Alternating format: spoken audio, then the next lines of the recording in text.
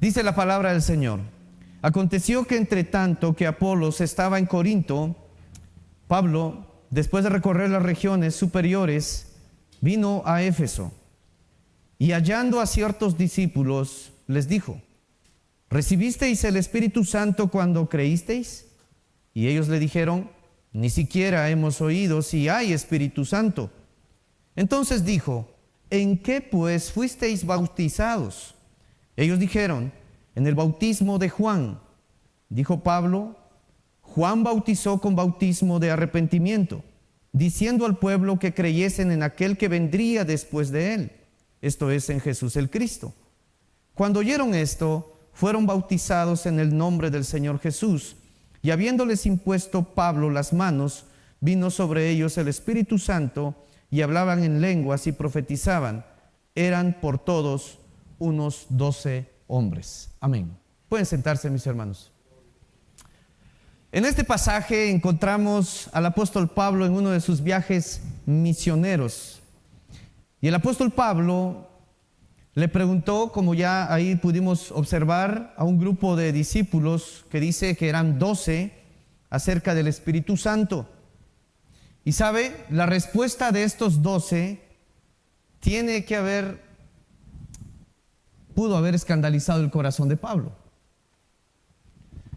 como pasa hoy día con nosotros.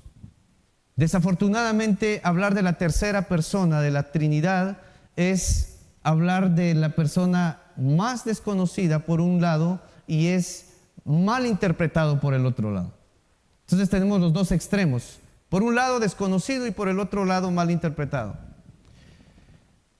Y no solamente se aplicaba a la región de Éfeso, que es a donde llega el apóstol Pablo, sino también se puede notar este mismo problema en el caso de la iglesia de Galacia. Y voy a invitarle que vaya conmigo rápidamente ahí a Gálatas capítulo 3, donde también encontramos una situación solamente que a lo que es el sentido opuesto. Dice Gálatas capítulo 3, verso 1: oh Gálatas insensatos, ¿quién os fascinó para no obedecer a la verdad a vosotros, ante cuyos ojos Jesucristo fue ya presentado claramente entre vosotros como crucificado? Esto solo quiero saber de vosotros: ¿recibisteis el Espíritu por la obra de la ley o por el oír con fe? Tan necios sois, habiendo comenzado por el Espíritu, ¿ahora vais a acabar por la carne? Entonces usted nota acá que por un lado el Espíritu Santo es desconocido, por el otro lado es olvidado. Y pareciera que entonces la tercera persona de la Trinidad dentro de la iglesia estaba siendo marginado. Si venimos a nuestro contexto, el Espíritu Santo está siendo abusado, porque hay hombres y mujeres que han atrevido, su carácter se ha atrevido a demandar del Espíritu Santo, como que el Espíritu Santo fuera un siervo del ser humano.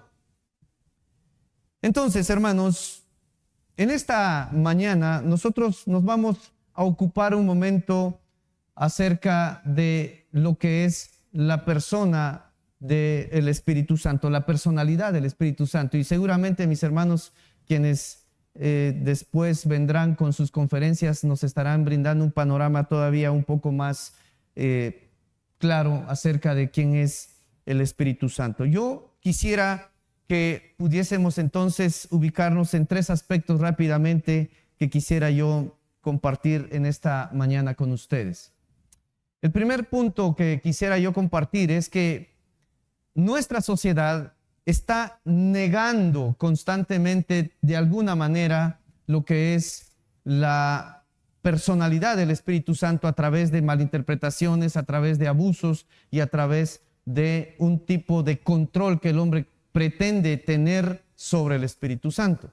Y si usted nota, ya no es Dios quien controla al ser humano, sino es el hombre quien trata de controlar al Espíritu Santo. Expresiones que son famosas donde pareciera que la persona con su dedo puede mandar al Espíritu Santo y decirle: toca a los espíritus, y esas expresiones se escuchan muy religiosas, se escuchan muy fascinantes, pero son muy heréticas. Entonces, la negación de algunos sobre la persona del Espíritu Santo es lo que compete analizar. Y, ¿sabe? La doctrina de la personalidad del Espíritu Santo reviste importante y fundamental importancia dentro de la sociedad y dentro de la iglesia especialmente. Negar al Espíritu Santo equivale a negar su verdadera existencia, como también la existencia de la Trinidad. Y lo que enseña las Sagradas Escrituras es también dejar a un lado si nosotros negásemos al Espíritu Santo. La personalidad del Espíritu Santo ha sido, como ya dijimos, negada constantemente, pero han habido algunas épocas en las que han habido situaciones cruciales, y yo quisiera por lo menos mencionar algunos grupos que han sido de los que se han opuesto al Espíritu Santo, o por lo menos a la enseñanza de la doctrina del Espíritu Santo. En primer lugar encontramos a los monarquianos. Este grupo creía que Dios era un solo rey y que no era una pluralidad de personas. De esta manera anulaban entonces a la persona del Hijo y a la persona del Espíritu Santo. Algunos monarquianos dinámicos creían que Jesús no era divino, mientras que otros creían que se convirtió en Dios después de su resurrección. Y por el otro lado encontramos al bando de Arrio. Si usted ha escuchado de Arrio. Arrio llamaba al Espíritu la energía desplegada de Dios. Y otro grupo llamado los sacianos, quienes también negaban la tercera persona del Espíritu Santo. En nuestro contexto, hoy día están los testigos de Jehová, ¿no es cierto? La secta de los testigos de Jehová niega constantemente la persona del Espíritu Santo. Y así podríamos nombrar otro tipo de sectas. Pero también, no solamente en los primeros años existió ese tipo de dudas acerca de la existencia del Espíritu Santo. Podemos notar más adelante que en una época un poco más cercana a la nuestra, existieron algunos teólogos que en algún momento también torcieron el aspecto de la interpretación de la doctrina del Espíritu Santo. Y en épocas recientes hubo un teólogo llamado Friedrich Schleiermacher que negó la existencia del Espíritu Santo. Y él decía, bueno, para partir antes de lo que pensaba este teólogo, este hombre era un teólogo moderno, tenía un modelo teológico en aquel entonces moderno según él, y él llegó a decir que el Espíritu Santo es simplemente el nombre que damos al espíritu de la comunidad de cristianos. Para él, el Espíritu Santo no existe. Para él, el Espíritu Santo se reflejaba en la manera en cómo la iglesia se congregaba. Bueno, para nosotros eso no es tan oportuno. Otro teólogo llamado Albert Ritchie dijo también que el Espíritu Santo no deberíamos mencionarlo, y en algún momento él llegó a pensar que lo único en lo que la iglesia debe enfocarse es en el amor y en los sentimientos, dándole vida a esto, a lo que se conoce dentro de los sistemas teológicos, a el sistema teológico subjetivo. Y en el sistema teológico subjetivo se mencionan tres aspectos que tienen que ver con la persona: la parte racional, la parte sentimental y la parte moral. Y dentro de estos sistemas teológicos, entonces, este Albert dijo que debíamos nosotros mejor enfocarnos en esas áreas. Si usted nota y trajésemos el pensamiento de este teólogo y lo pusiésemos en la mesa de nuestro contexto, pareciera que hoy también las personas están cayendo dentro de esa burbuja subjetiva, dentro de una teología subjetiva donde las emociones, el sentimiento, donde mis valores morales son los que deberían prevalecer y no la palabra de Dios y no Dios mismo a través de la expresión del Espíritu Santo. Entonces, con frecuencia, los que niegan la personalidad propia del Espíritu Santo usan algunos términos también para ir haciendo algún tipo de diferenciación con respecto a lo que es el Espíritu Santo. Por ejemplo, hay algunos que han llegado a pensar que debemos hacer una distinción entre personificación y lo que es personalidad. Bueno, personificación tiene que ver con un simbolismo, con un tipo de imagen. Pero cuando hablamos de personalidad, estaríamos nosotros haciendo hincapié en esos elementos que tiene un ser humano, que tiene características propias como ser humano. Entonces, hay muchas personas que han llegado al punto de ir hilvanando ideas que van generando algún tipo de confusión dentro de estas dos áreas. Hasta este punto, entonces, es lo que el mundo ha pensado acerca del Espíritu Santo. Y esto me lleva a un segundo punto. ¿Quién es el Espíritu Santo? Y el Espíritu Santo, como respuesta, es que es una persona. El Espíritu Santo es una persona. Ahora, ¿por qué consideramos al Espíritu Santo una persona? Bueno, evidentemente porque el Espíritu Santo tiene aspectos semejantes a los nuestros, porque Él dotó en nosotros esos aspectos como intelecto, voluntad y emociones. Entonces, el Espíritu Santo tiene todas las características de una persona. Amén. El Espíritu Santo tiene todas las características de una persona. Y el Espíritu Santo tiene vida. El Espíritu Santo tiene vida porque solamente un ser que tiene vida puede dar vida. Y eso lo encontramos nosotros registrado en San Juan capítulo 6, verso 63. Y invito a que vaya conmigo. San Juan capítulo 6, verso 63 nos dice: el Espíritu es el que da vida, la carne para nada aprovecha. Las palabras que yo os he hablado son espíritu y son vida. Ahora, ¿quién es entonces el que despertó en nosotros, hermanos, salvación? Fue el Espíritu Santo. Nosotros estábamos muertos en nuestros delitos y pecados. Efesios capítulo 2, verso 1. Por nosotros mismos nada podíamos hacer. Fue el Espíritu Santo quien nos dio vida. Y usted lo puede notar desde el Génesis capítulo 1, verso 2. Cómo el Espíritu Santo se paseaba sobre el abismo, se paseaba sobre lo que era en ese entonces lo que se conocía como tierra. Y fue el Espíritu Santo el que promovió la vida, porque también Él estuvo en la creación. El Espíritu Santo tiene vida. El Espíritu Santo tiene intelecto, porque es una persona. San Juan capítulo 14, verso 26, nos dice que solamente un ser inteligente puede enseñar y recordar.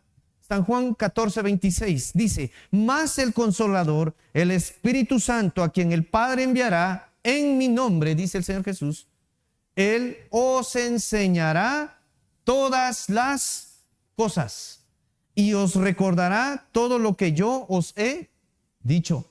Entonces, nota usted que el Espíritu Santo tiene intelecto, pero no solamente tiene vida, no solamente tiene intelecto, sino el Espíritu Santo tiene voluntad. Y muchos de nosotros hemos sido dotados con dones por la voluntad soberana del Señor. Todos los que estamos acá presentes. Pero uno de los dones que sí compartimos todos es el don de la salvación. Ese don que el Señor nos ha regalado. Dice 1 Corintios capítulo 12, verso 11, pero todas estas cosas las hace uno y el mismo Espíritu, repartiendo a cada uno en particular como Él quiere. Hace algunos días en una de las redes sociales, mi esposa me comentaba que estaban celebrando un tipo de culto donde daban gracias a Dios por los dones que le habían dado a cierta persona. Y venía a mi mente el hecho de pensar quién le otorgó ese don a esa persona.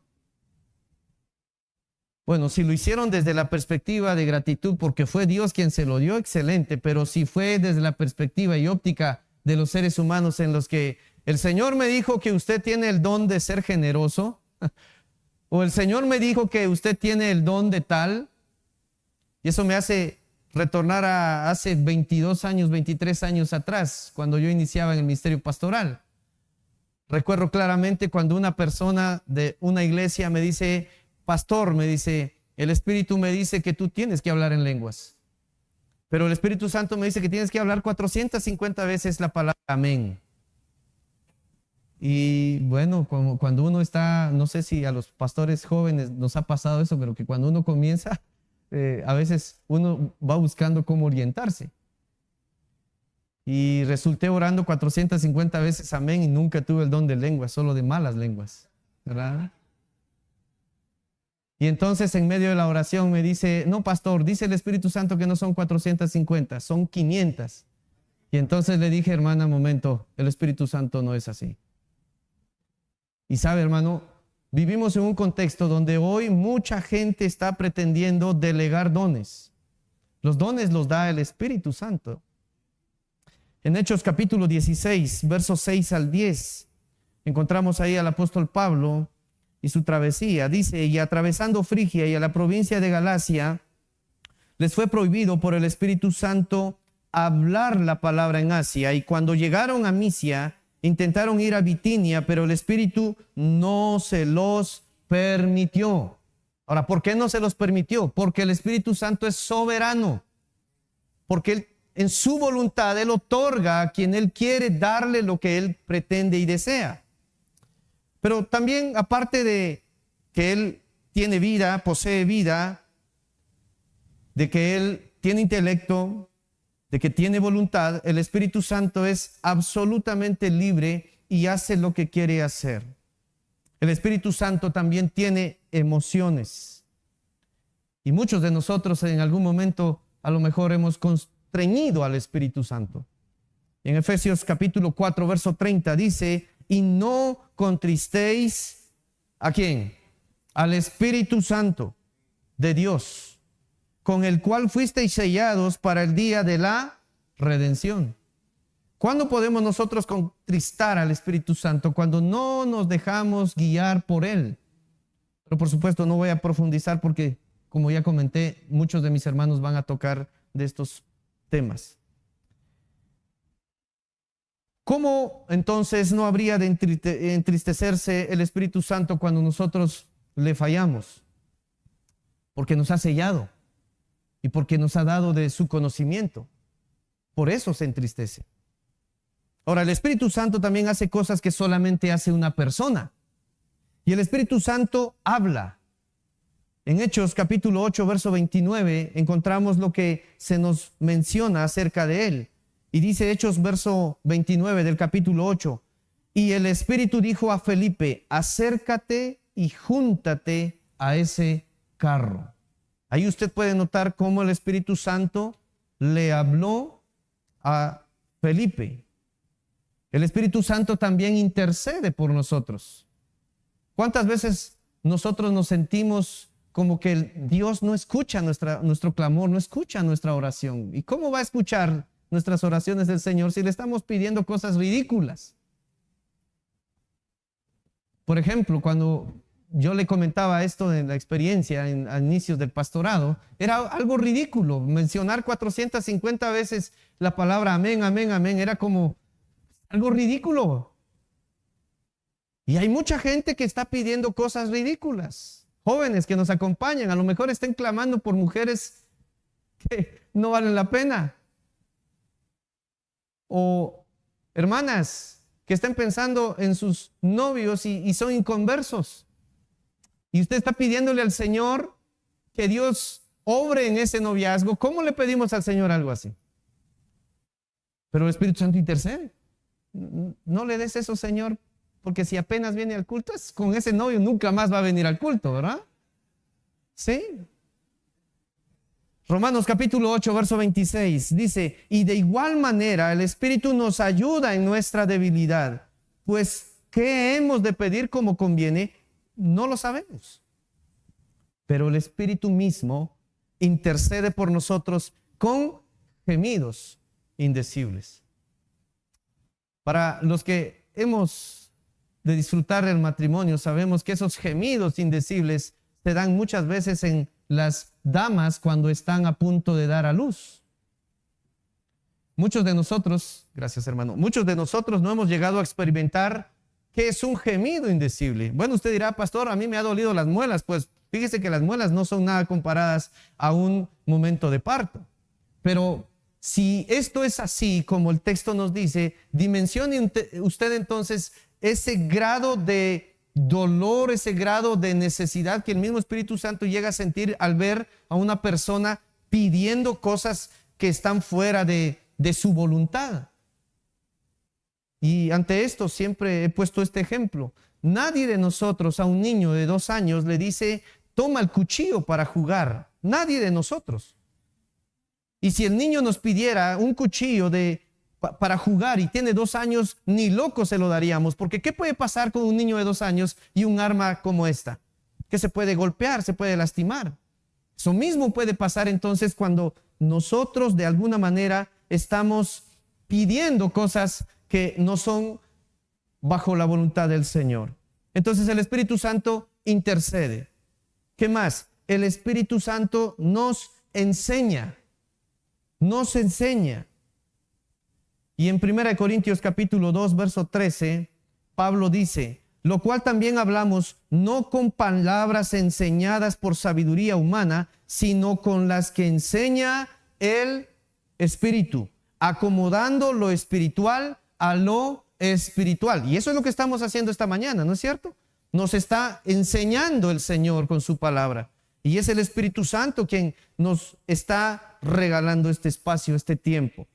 Ahora, ya para ir aterrizando, nuestro tercer punto tiene que ver con que el Espíritu Santo es una persona divina, como lo hemos acentuado en el título de nuestro sermón. Y no es suficiente saber que el Espíritu Santo es una persona, porque hermanos, algunos podrían decir que es una persona espiritual, como son los ángeles, pero la verdad es que no es así. Es Dios, el Espíritu Santo es Dios. Y las Escrituras claramente lo presentan como la persona divina. En Hechos, una vez más, capítulo 5, verso 3 al 4, se le llama Dios. Y usted recordará aquí esta escena, Ananías y Zafira. Ananías y Zafira. Dice el versículo 3, y dijo Pedro, Ananías, ¿por qué llenó Satanás tu corazón para que mintieses al Espíritu Santo y sustrajeses del precio de la heredad? Reteniéndola, ¿no se te quedaba a ti? Y venida, ¿no estaba en tu poder? ¿Por qué pusiste esto en tu corazón? ¿No has mentido a los hombres, sino a Dios? Entonces, notamos que el Espíritu Santo es Dios. La palabra Espíritu y Dios, entonces, acá son usadas en forma recíproca. Pero también el Espíritu Santo posee atributos que solo le pertenecen a Dios. El Espíritu Santo es eterno. No es una energía. No es algo creado, es eterno. No tiene principio ni fin, es autoexistente, no está sujeto al tiempo. Y eso lo dice el escritor de Hebreos capítulo 9, verso 14, cuando dice, ¿cuánto más la sangre de Cristo, el cual mediante el Espíritu eterno se ofreció a sí mismo sin mancha a Dios, limpiará vuestras conciencias de obras muertas para que sirváis al Dios vivo? Entonces, el Espíritu Santo es eterno. El Espíritu Santo es omnipresente, está en todas partes. Y esto me hace pensar, por ejemplo, en aquellas grandes noches que se mencionan por algunos lados, donde la gente llega con un espíritu fanático a querer recibir algo y piensan que solo lo pueden recibir en ese momento y en ese lugar. Entonces, ¿eso limita al Espíritu Santo? ¿Eso quiere decir que el Espíritu Santo no es omnipresente? ¿Que solamente en ese lugar puede estar? O por ejemplo, en aquellos grupos que consideran que, mire hermano, es necesario que vayamos a tal cerro, a tal lugar, porque ahí sí sentimos, ¿verdad? Expresiones como estas. Algunos tienen acá como referencia a un cerro que nosotros le llamamos en Quetzaltenango el famoso Cerro Quemado, ¿verdad? Es un volcán. Pero ahí llegan los satanistas, llegan los brujos, llegan los mareros, llegan los cristianos evangélicos, llegan los carismáticos, llegan los católicos, llegan todos. Entonces ese lugar es un lugar sincretista. Y muchos creen que al ir allá van a recibir milagros y van a recibir lo que le piden a Dios. Y desafortunadamente algunos lo reciben. Pero habría que cuestionar si es Dios quien hace el milagro. Entonces el Espíritu Santo es omnipresente, está en todas partes y no está sujeto al espacio ni limitado por el espacio. El Salmo 139, versos 7 al 10, dice: ¿a dónde me iré de tu espíritu? Aquí es David quien está poéticamente hablándonos con este salmo. ¿Y a dónde huiré de tu presencia? Si subiere a los cielos, allí estás tú. Y si en el Seol hiciere mi estrado, he aquí, allí tú estás. Si tomare las alas del alba y habitare en el extremo del mar, aún allí me guiará tu mano y me asirá tu diestra.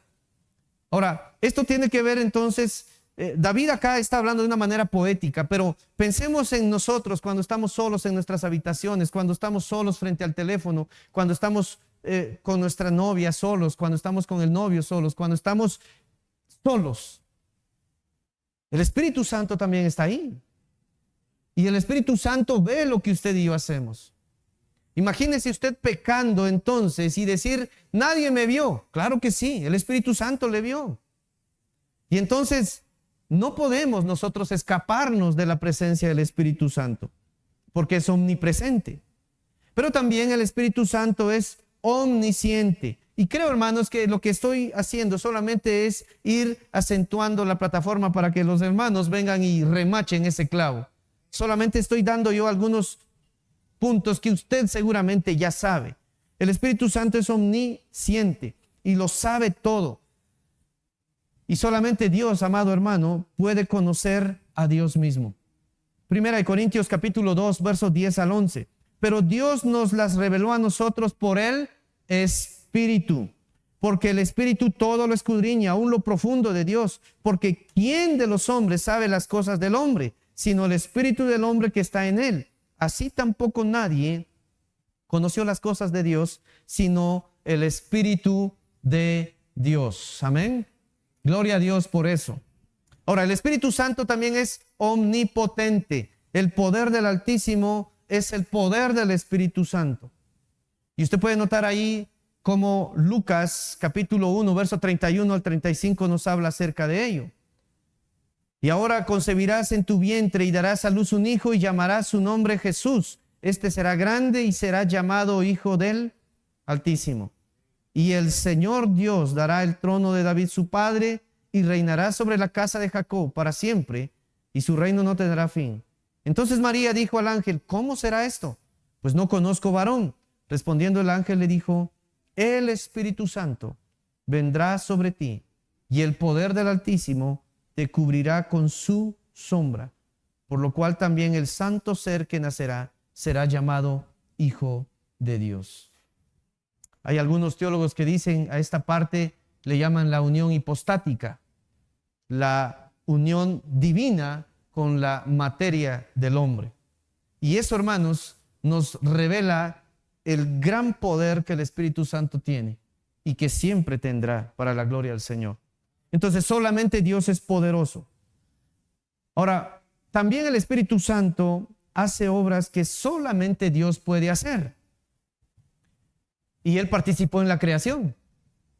En Génesis capítulo 1, verso 2 notamos lo que se dice de Él ahí en la creación. En San Juan capítulo 1, verso 10 también encontramos lo que se dice de Él. Dice San Juan 1:10: en el mundo estaba y el mundo por Él fue hecho, pero el mundo no le conoció. A lo suyo vino y a los suyos no le recibieron. Vemos entonces ahí la intervención del Espíritu Santo en Génesis, a Jesucristo el Hijo interviniendo en la creación y al Padre también. Colosenses capítulo 1, verso 15 al 16 también nos refuta esto. El Espíritu Santo también participa en la regeneración, lo que decíamos anteriormente. Muchos de nosotros estamos acá no por ser bonitos, hermanos. Estamos acá por la gracia, por la soberana misericordia del Señor. Estamos acá por la bondad de nuestro Dios. Y Efesios capítulo 2, verso 4 nos dice de la siguiente manera: pero Dios, que es rico en misericordia, por su gran amor con que nos amó, aun estando nosotros muertos. ¿Y en qué condición? En pecados. Muertos en pecados, nos dio vida juntamente con Cristo. Y Él dice, por gracia sois salvos. Entonces, hermanos, el Espíritu Santo participó en nuestra regeneración y participa en la regeneración de los hombres. Y solamente Dios puede dar vida a estos hombres y mujeres, porque solamente Dios tiene el poder para resucitar a los muertos espirituales. El Espíritu Santo también tiene que ver con el nuevo hombre. Y dice San Juan capítulo 3, versos 7 al 8. No te maravilles de que te dije, os es necesario nacer de nuevo.